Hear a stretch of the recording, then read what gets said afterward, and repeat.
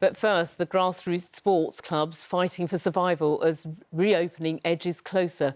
A new survey highlights the financial problems many are facing right across the capital.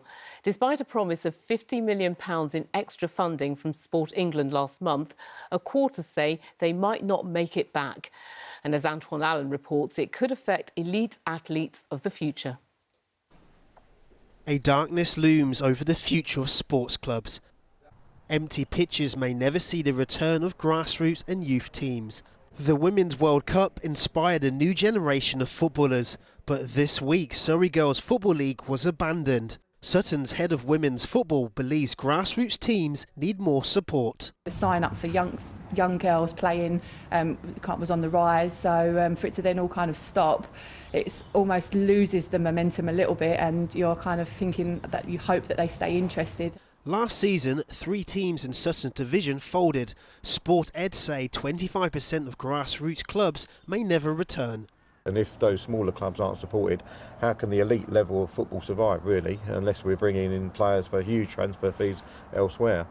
Due to the pandemic, Mika Keane has only played 3 games for Sutton. Mika, how much have you missed playing football on this pitch? Massively, honestly, I live for football. Sutton say they haven't received any government support. Former England goalkeeper David James has been campaigning to save grassroots football.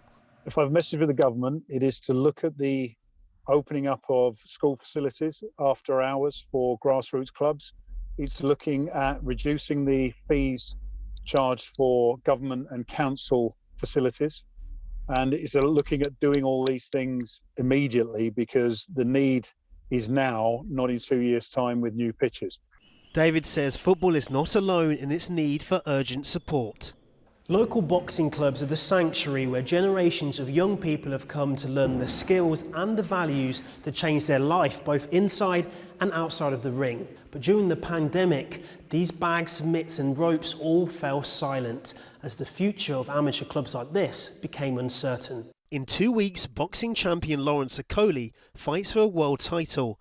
He says going to a local gym in Hackney changed his life, and it can do the same to help others. Not just for the individual boxers, but for the communities as well. It gives kids something to put their energy into that's positive, as opposed to having nothing to do. You know, they said that the devil works with idle hands.